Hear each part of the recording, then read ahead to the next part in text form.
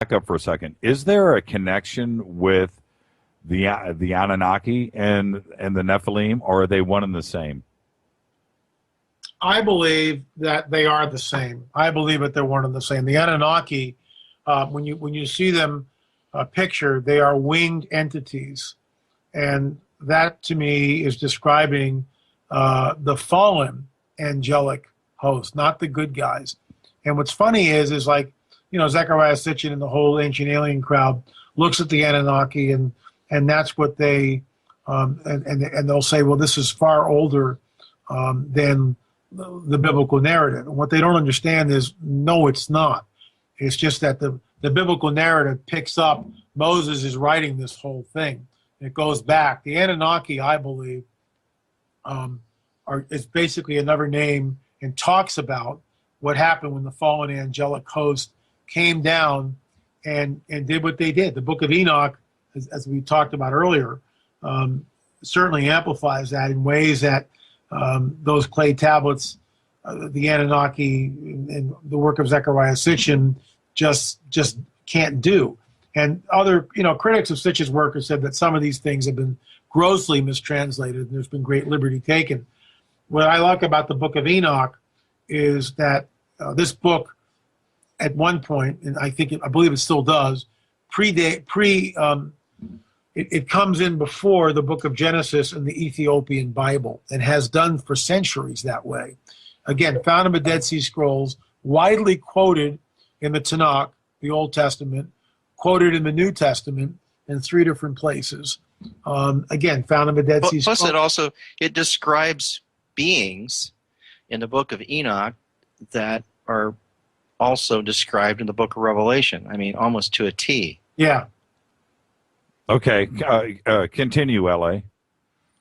So, in my opinion, the place to really look at the Book of Enoch. I mean, if any of your listeners are, you know, at all inquisitive about this, check out the Book of Enoch, and then go to Genesis 6 in the Bible, and you'll see that the Book of Enoch amplifies Genesis 6. And then we see that this is the telling verse, and Moses is writing this hundreds of years after the flood. He's saying the Nephilim were on the earth, and also afterward, when the sons of God went into the daughters of men and had children by them. These were men of renown, and it goes on from there.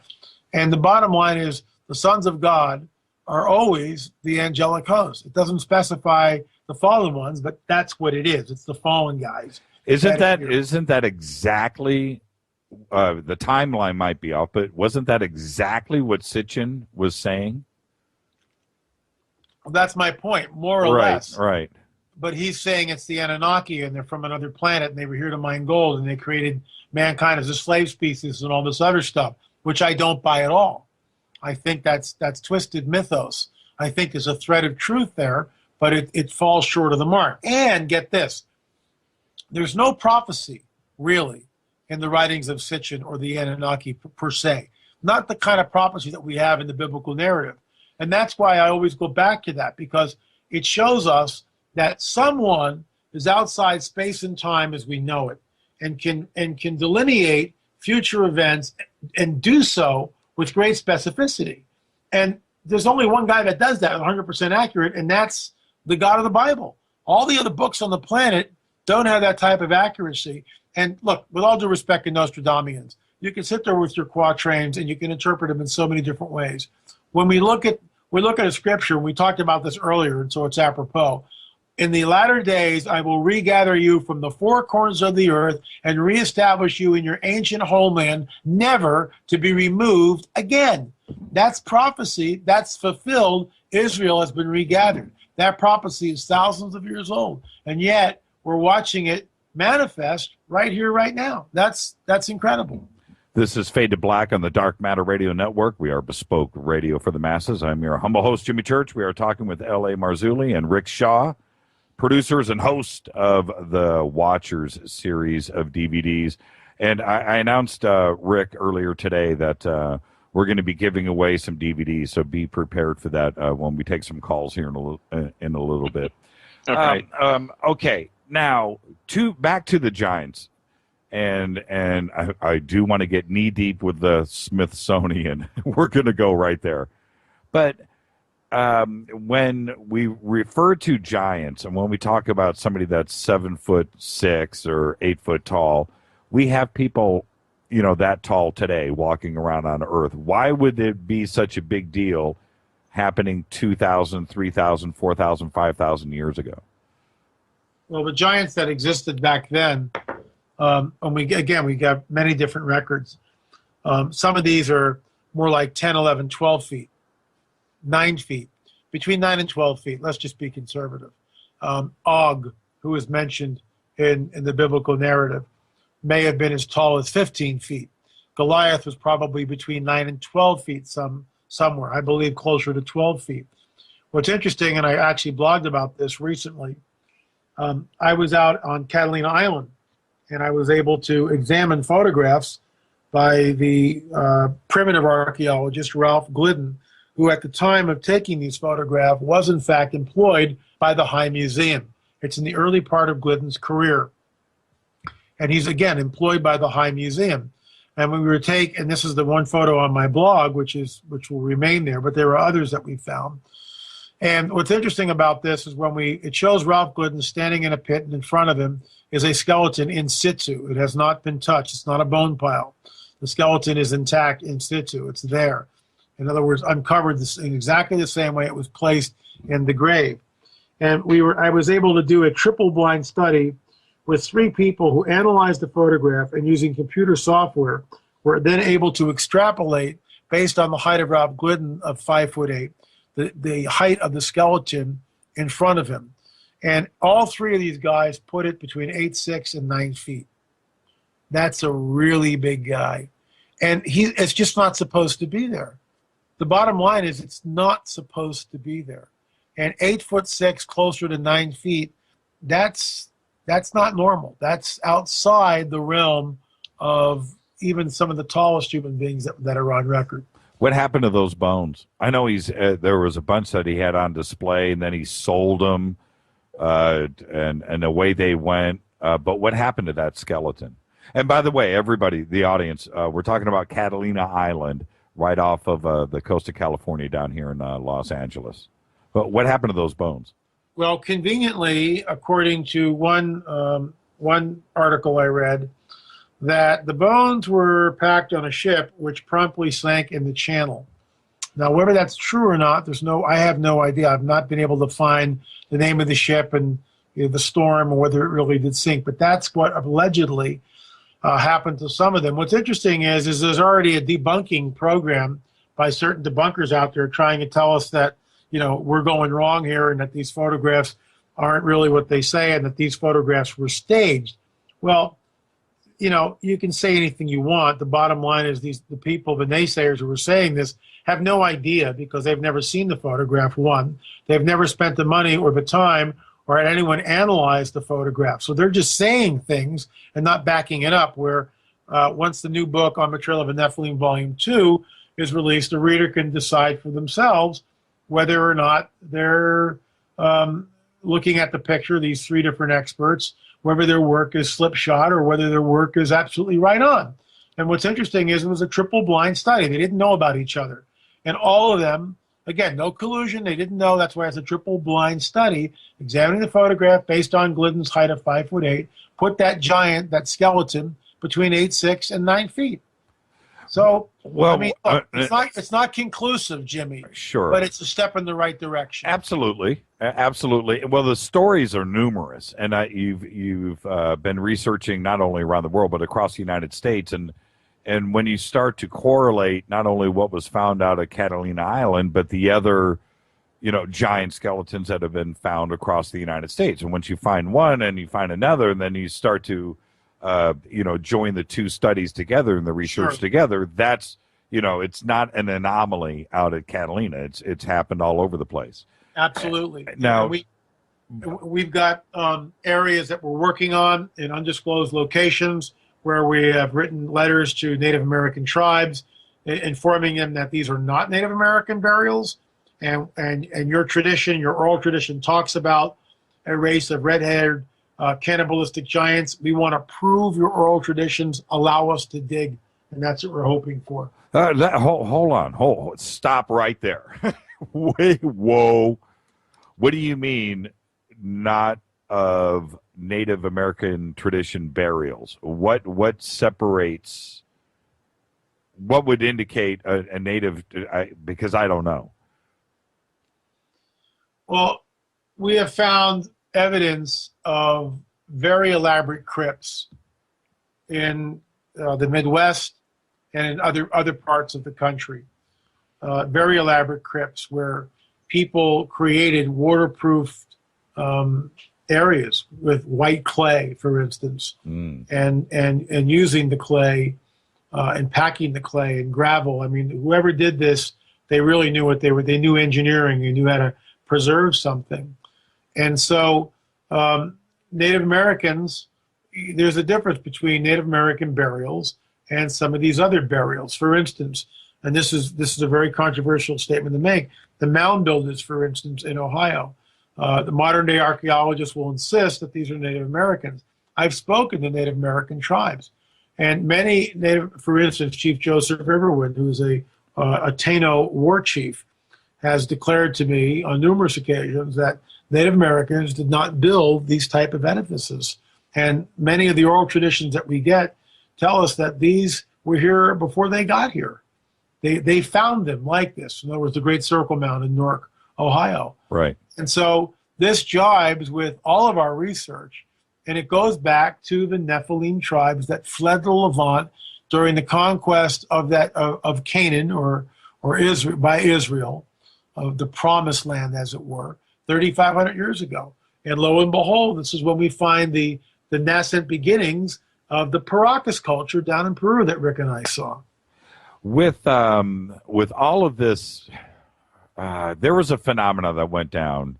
I'm only saying this for the audience. You guys know exactly what I'm talking about. Which in 1890s, in the late 1800s through the early 1900s, there seemed to be a lot of giant skeleton discoveries all across the United States.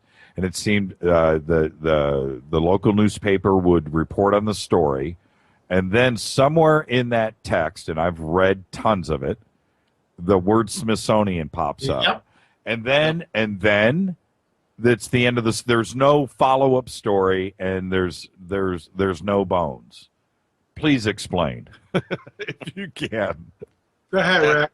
That's the part where I felt like the whole thing is conspiratorial, because in putting together Watcher 6, LA sent me a ton of these newspaper clippings, and I wanted more. So I did my own research and pulled even more of them, and kept finding ones that were like in the New York Times, the LA Times. This is back in like 1882 up through the early 20th century, where they mentioned, the bones were given to the Bureau of Ethnology, which delivered them to the Smithsonian for national study, and so on and so forth. So if you call the Smithsonian, they have no record of these bones, even though it was in the New York Times. And one evening, LA happened to be on the other network, Coast to Coast, and basically said, why has the Smithsonian been hiding this research? And he got a rather terse letter from the Smithsonian Institute saying, you can come look in our back rooms all you want so that you can make, quote unquote, your big discovery, in a very condescending way. I felt like they wrote this letter. But we've heard other stories that these bones were just summarily disposed of and dropped in the Atlantic Ocean, and various things happened to them so that they don't have them. But according to newspaper clippings of that era, they once did. So what is it they don't want us to know? That's what creeps me out about this whole phenomena. Did they, L.A., have you published that letter? I would love to see it. I was just thinking about that. I have not published that letter. I probably should do that at some point. Put it on the Trail 3. Yeah, maybe on the Trail 3. But, there it was. It was from a guy at the Smithsonian, and like Rick said, very condescending. And the reason, in my opinion, and I think Rick will back me up on this, the reason why they don't want it out is because it goes against the Darwinian paradigm, and it bolsters and points back to the biblical narrative.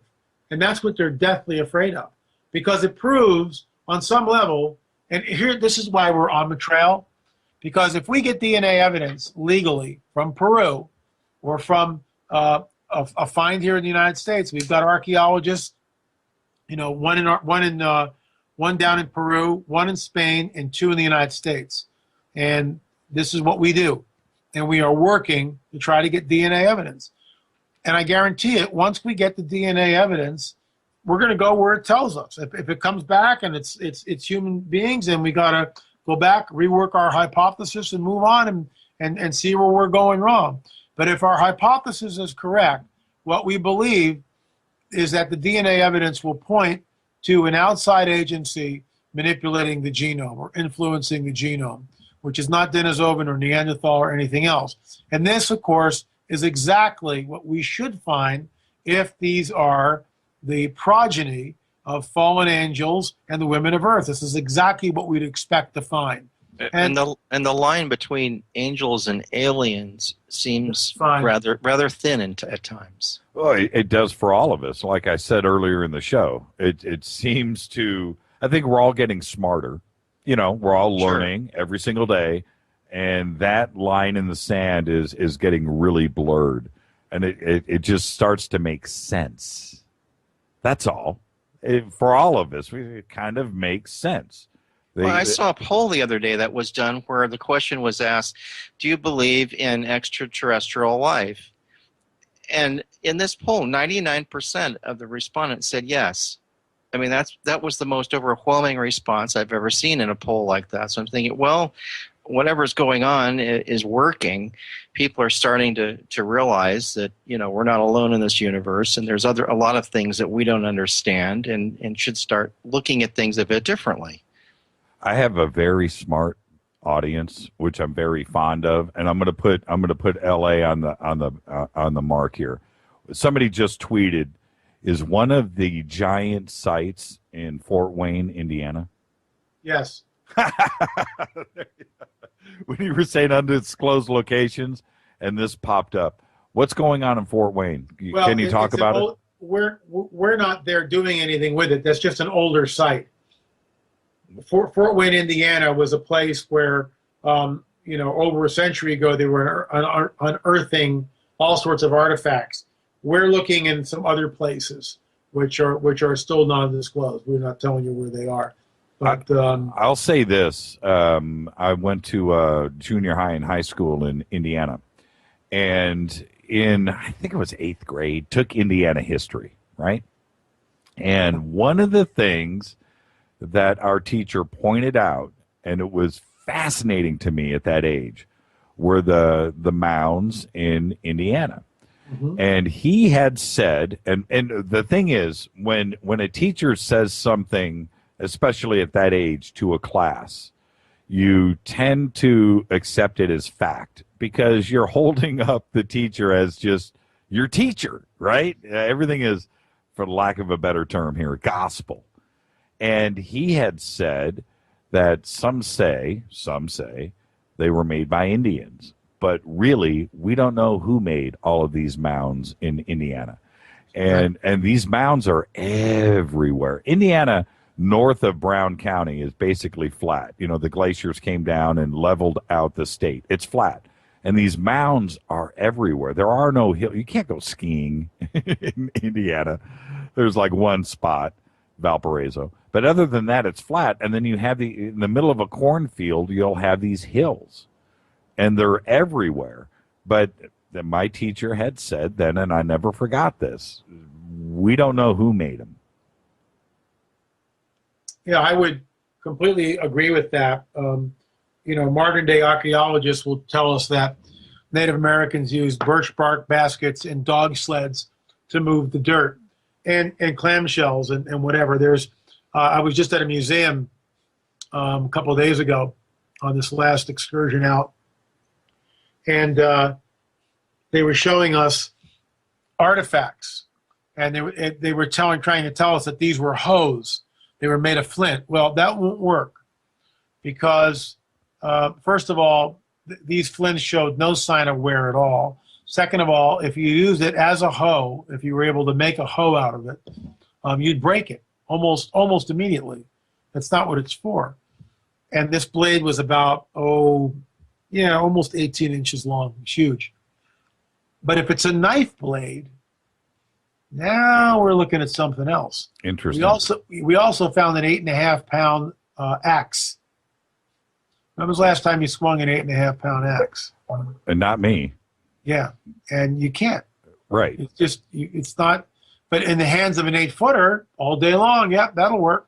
Why do you think, and it's not only with the giants, but it seems like anything across the United States that would prove somebody else was here once before the American Indians, and it would be, some historical changing paradigm. It seems like the Smithsonian comes in, and look at the caves, the supposed caves with the Egyptian artifacts in the Grand Canyon. Right. Who came in? Smithsonian. Where are the caves? They're missing. What interest does the Smithsonian have with squashing ancient history here in the United States? Well, in my opinion, every action that they do is to uphold the idea and the paradigm of Darwin. In other words, everything. Darwinism is sacrosanct. Darwinism is up on a pedestal. Darwinism is the paradigm in which both academia and the scientific community operate under on a global level. Not only here in the States, it's a global, for lack of a better word, religion. That's what it is. Sure. And it's not proven. And yet Darwinism, that's academia and the scientific community, that's what they base everything on. And so anything that comes up against Darwinism and would show a supernatural world or a world of prophecy or bolster somehow the biblical narrative is immediately dealt with. This, folks, is intellectual fascism. That's what it is. It's fascism. They are controlling the information. And anyone, see, what enables me to do what I do, and Rick and I together, is we're not tied to a university. We're not tied to a network. We can go where we want to go and interview the people that we want to interview, and we're not, we're free. We're intellectually free. Well, I'll give you an example. There was a forensic anthropologist who I had several meetings with, and at one point he leans over the table after he's trying to debunk all the Catalina stuff, and he comes clean, and he says to me, "L.A., I know where there's a femur that's about 30 inches long. They just discovered it in Los Angeles, and I can't tell you where it is, but they just discovered it, and they want me to come and look at it, but I can't go." And I said, "Why not?" And he says, "Because it will rewrite American history." And I looked at him and said, "But that's a good thing. Don't you want to go where the truth is?" And at that point, he just kind of looked down and didn't say anything. But see, he'll lose his tenure, he'll lose his job, he'll be ousted by the scientific community. And I know that people are going to say, "Oh, that's an absurd statement to make, LA." And yet, I've got archaeology books here written by tenured professors, and I've spoken to archaeologists who are tenured professors at universities, and I've asked them, what about the account from 1920, which isn't that long ago, 90 years ago roughly, and what about the account where a medical doctor who was examining a skeleton in situ and estimates the skeleton to be about 9 feet? And, he's a man of letters. And I was told by a tenured archaeological professor at a major university, and I quote, the medical doctor in the 1920s did not know how to measure. That's what I got. That was the answer. And I just went, "Are you kidding me?"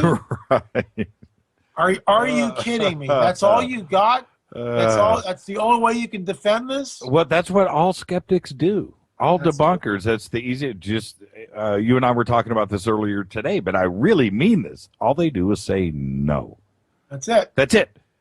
all they got. That's all they got. When All they when we talk about ET and all the evidence that we have that we're being visited right now as we're doing this show, and they just go, no.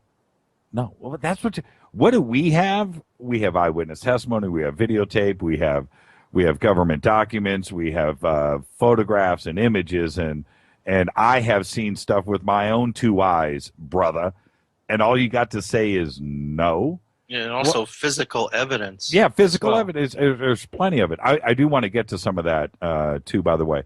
Okay, this question has popped up in Twitter twice, so I'm just going to throw this out. It's out of left field, but J.D. Redding says, I still would like to know the guest opinion on Atlantis and how this fits in your paradigm. Well, Atlantis certainly could have existed. We know that the world was flooded. We also realize that the continents at one point could have all been attached together. And if they were, that's sort of an interesting concept. We know from the biblical narrative that it says very specifically the earth was divided in the days of Peleg. Well, what does that mean? What does it mean the earth was divided, pulled apart? And I believe it certainly could be. Atlantis would certainly be pre-flood in the days of Noah. And yeah, that continent certainly could have sunk. It's not what people think it is. For instance, let me just hop in here and throw you guys a curve. When Rick and I were down in Peru, Brian Forrester took us to a place called Sacsayhuaman. And Brian did us an amazing favor because he brought us in to the high point where the thrones are, where you're above the artifact, this huge megalithic wall, and you can see it and get a feel for the scope. And these thrones were cut into the rock, and they were machines. I mean, some machine did this. We have no idea what, but this isn't some guy going ding, ding, ding, ding, ding, ding, copper chisels. And we're sitting there, and the thrones blew us away. And then we go down there, and Rick's shooting. We're filming all this stuff for watchers. We're doing the interviews. And I'm standing next to this wall. These megalithic stones, they're andesite, which is about 7 on the Mohs hardness scale. They're very hard. And they're thousands of years old. And all they've got is copper chisels.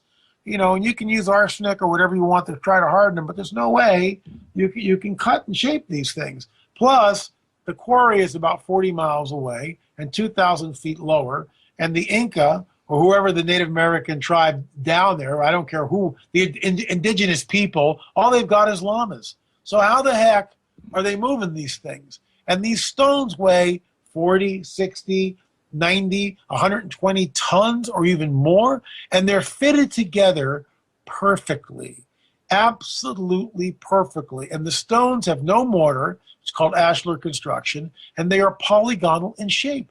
And on the Trail of the Nephilim, and also Watcher 6, we've got close-ups of this stuff, and it's mind-boggling. The archaeologist sits there, and they have no idea, if they're honest, if they're intellectually honest, they have no flipping idea None. how or who built this thing. They have no idea at all. And even more incredible were the trapezoidal holes that were lined up in perfectly straight rows in that same andesite stone. I mean, to me, that's harder than just making a rock and setting it into a wall, even though that in itself is an amazing thing. These were holes that were perfectly straight and slightly trapezoidal that went nowhere. Well, there's one point that I need to drive home here that you just mentioned this, but it needs to be driven home. You can't see this in a videotape. When you are standing there on a DVD, when you're standing there next to one of those 50-ton carved polygonal megalithic boulders, part of a wall, and you look 40 miles away downhill, across a valley to where the quarry is, and you need to wrap your mind around how it got from there to here, that needs to be driven home. Forget about how it was made. How did it just get there? And if they carved it on site, that means that boulder was probably twice as big when they quarried it and then brought it up and then did the fitting into the wall. Well, exactly. Do you understand what I'm saying? The wall that LA was just talking about in Sacsayhuaman, the stones, I believe, were quarried some 40 miles away. 40 miles away. 40 miles. 3,000 years ago? And some of them were so large that if you weighed them, they'd be about 120 tons for one stone. Right. Fascinating to me. Absolutely fascinating. And also, that's why, to me, like these drawings with people, thousands of people with ropes and logs, it's ridiculous. I mean, because otherwise you would see some kind of construction damage on these rocks, rubbing marks, chipped edges, something where they banged into each other when they were being transported in, and there's none of that. Right. They're all so smooth when you rub them with your hand. LA will tell you this. They're just like smooth. They're like almost polished a bit. I mean, they seem like they were somehow softened when they were built and hardened in a shape.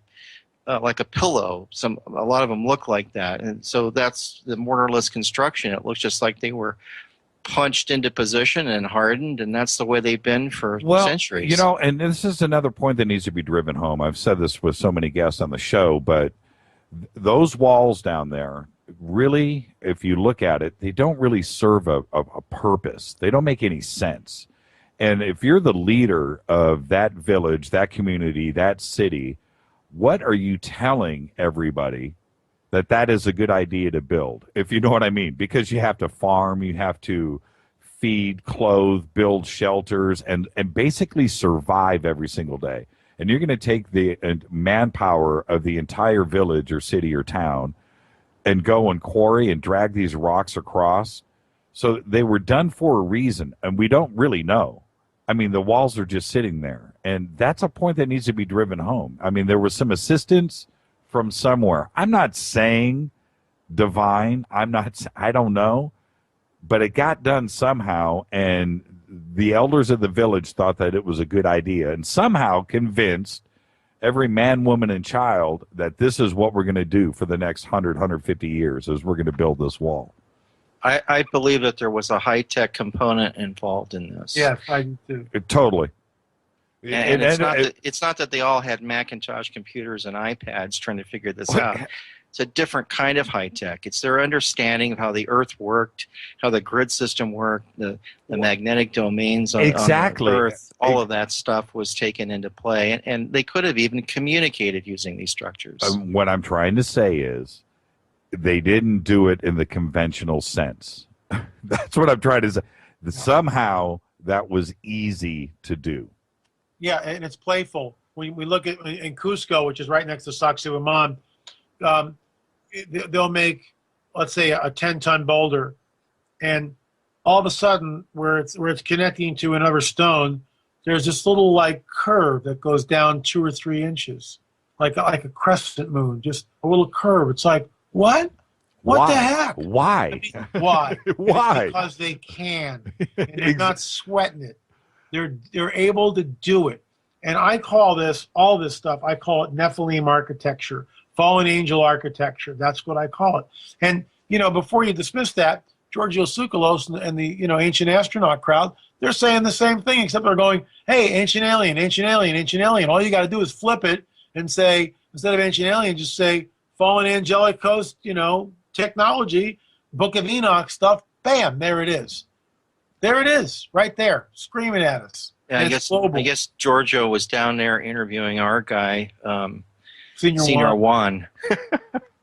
It's really I like his baseball hat too, Senior Juan. Yeah, pretty cool guy.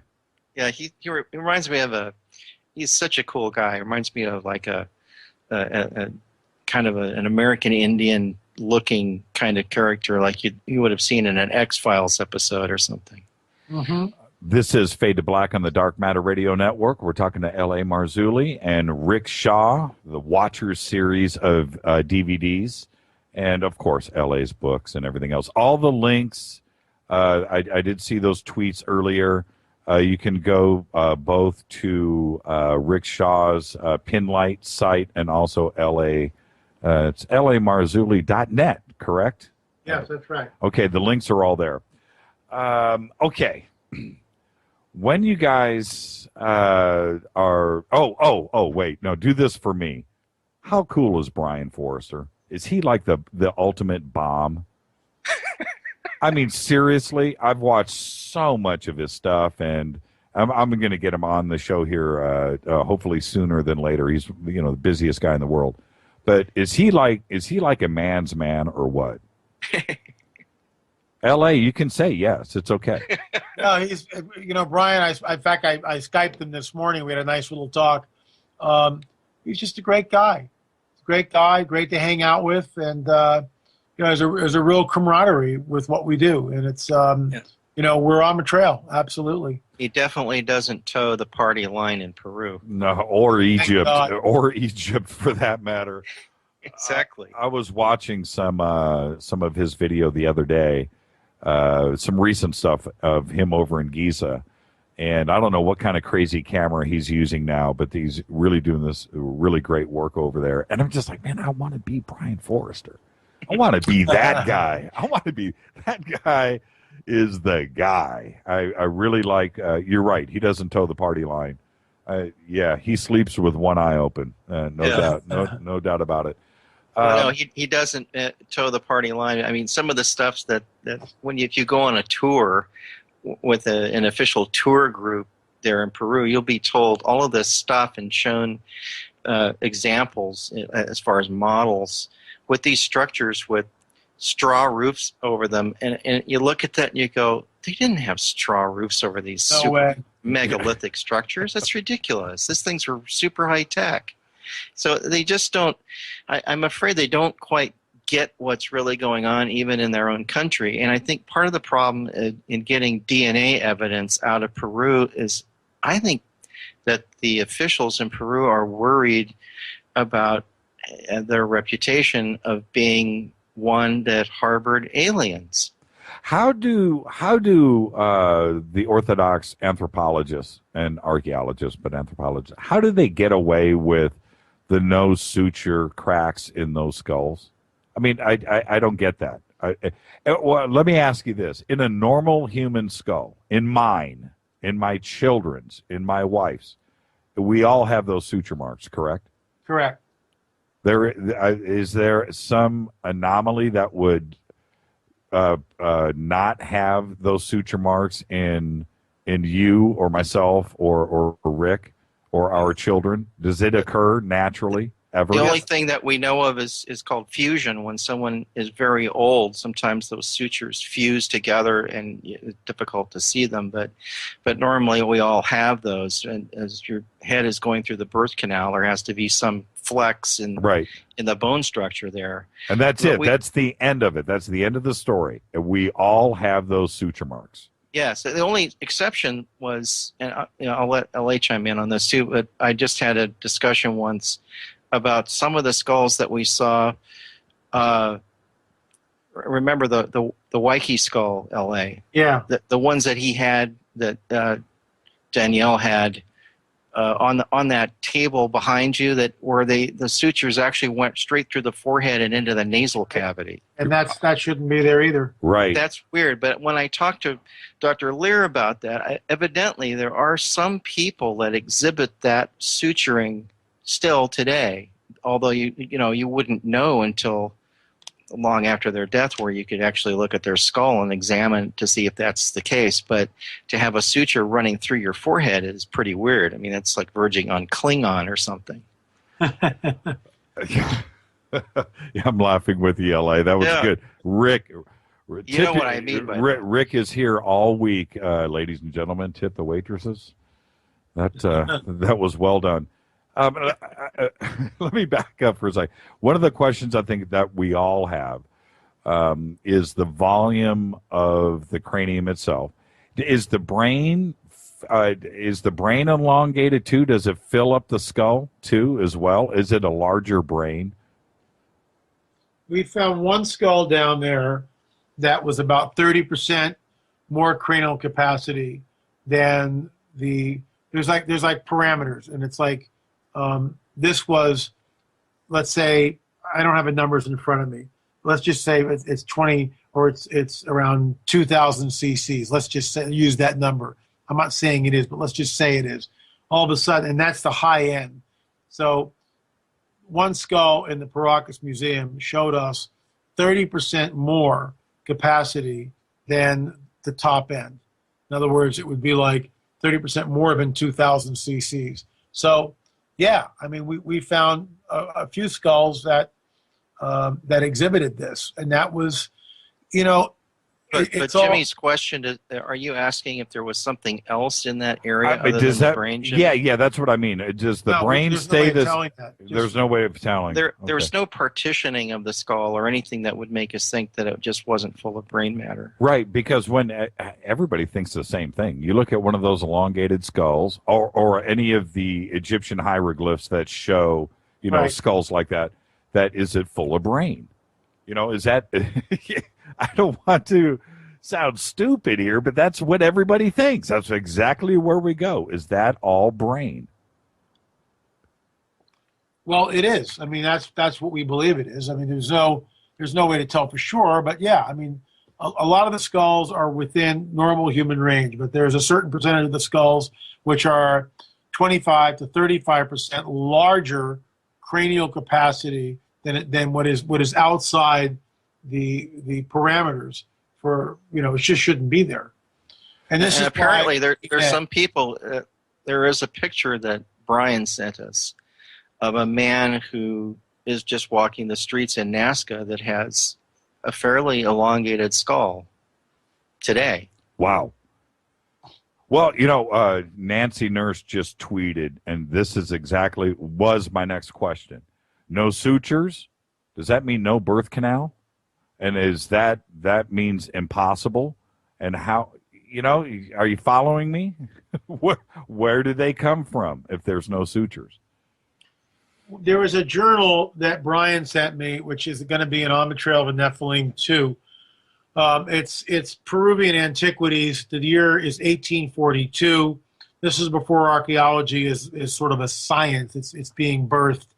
And these guys are down in Peru, and remember, it's before cameras, and so you would take an artist with you, or you were a field artist yourself, and you learned to draw by hand everything that you were seeing, or you employed someone to do that because you had to do it. And even back then, 1842 now, it's a long time ago, there's this controversy raging in what's then the scientific and academic community. Well, these are all cradle headboarders. There can't possibly be anything else but cradle headboarding, blah, blah, blah. What's interesting is these guys found a mummy, and they opened up the mummy, and it was it was a woman who was pregnant in about the 7th month of pregnancy. And they opened her up to see what the fetus would look like, because it was a mummy. And lo and behold, they found a fetus, and this is all in the new book. The fetus had an elongated skull. And according to the pictures, the fetus had teeth. And that's not supposed to be there. So the fetus had an elongated skull, and it had teeth. And they go on and say that this is, you know, it's not closure, but it is pointing to the idea that it's not cradle headboarded. That the cradle headboarding is done because the average Joe is trying to look and emulate something that they've seen or lived with. Right. Exactly. Yep. As somebody that they respected, deity-ish, if you know what I'm saying. That's right. No, I know exactly what you're saying.